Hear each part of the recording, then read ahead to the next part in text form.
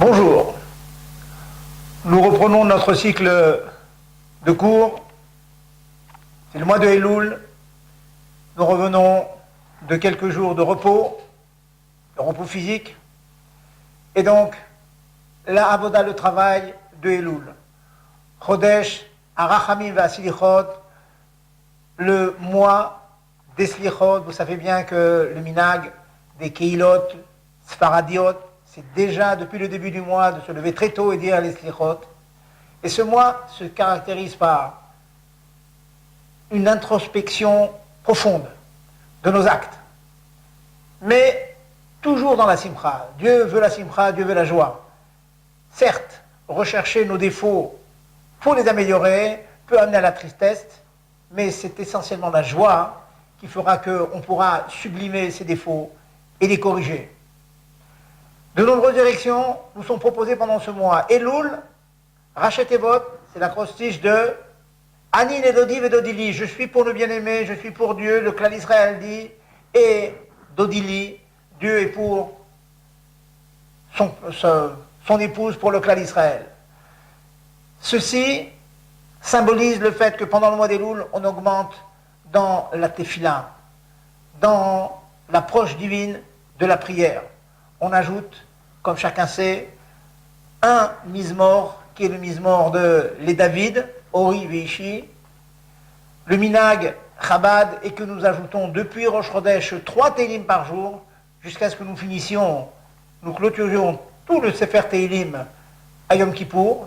Nous ajoutons dans ce cadre de Tfila, dans cette direction de la Tfila. Nous ajoutons dans la Torah.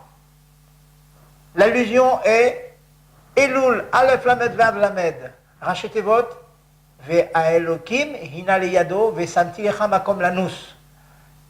La Torah nous raconte que lorsqu'une personne pêche, peut tuer par inadvertance, il peut s'échapper dans les villes de refuge.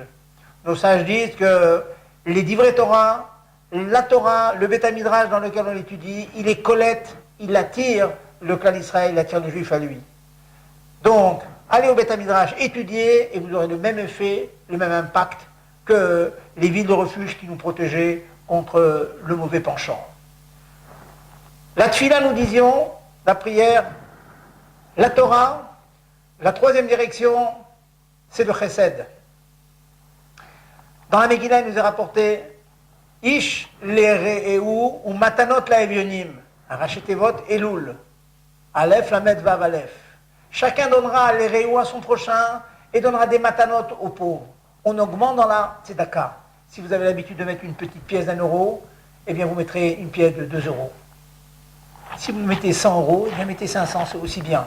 On ajoute dans la tzedaka, on ajoute dans la tfila, on ajoute dans la Torah, on ajoute dans la tzedaka. Ceci symbolise les 3 grandes directions du travail de Elul où on s'élève au-dessus de notre quotidien. Il y a une autre dimension que nos rébéim ajoutent, la dimension, bien sûr, de la Teshuvah. Il est marqué dans la Torah, Umal Hashem et levavcha vet lev zara'acha. Il viendra un jour où Akash Baruch Hu, Dieu fera la circoncision de notre cœur et du cœur de notre descendance. Ceci symbolise la tchouva où on va enlever toutes les scories, on va enlever tout le négatif qui est en nous, toujours dans la simcha, toujours dans la joie. C'est le mois de tchouva, le mois du cheshbon hanefesh, où on fait les comptes, on fait le bilan de l'année pour repartir, rebondir vers de nouveaux horizons et de nouvelles forces. Et enfin, quel est notre but? La raison profonde pour laquelle Dieu a créé le monde, c'est que nous arrivions à l'époque messianique, à Mashiach, à la Géoula. Il est marqué dans la Shiratayam, lorsque le clan d'Israël est passé au milieu de la mer, à Shirat Hashem, Kigaogaa, marqué Vayomru les morts. Ceci, c'est aussi Rachet Evot de Aleph, Lamed, Vav Lamed. La 10e Shira sera chantée par le clan d'Israël, le 10e cantique sera chanté par le clan d'Israël lorsque Mashiach se dévoilera et il montrera le résultat, l'impact de toutes les actions, de toutes les mitzvot que nous avons accomplis, qui sont pour l'instant cachés dans un coffre comme un diamant caché dans un coffre. Le coffre va s'ouvrir, il nous montrera l'impact, l'immense émerveillement que l'on verra lorsque Mashiach se dévoilera et nous montrera les conséquences des mitzvot que nous aurons accomplies.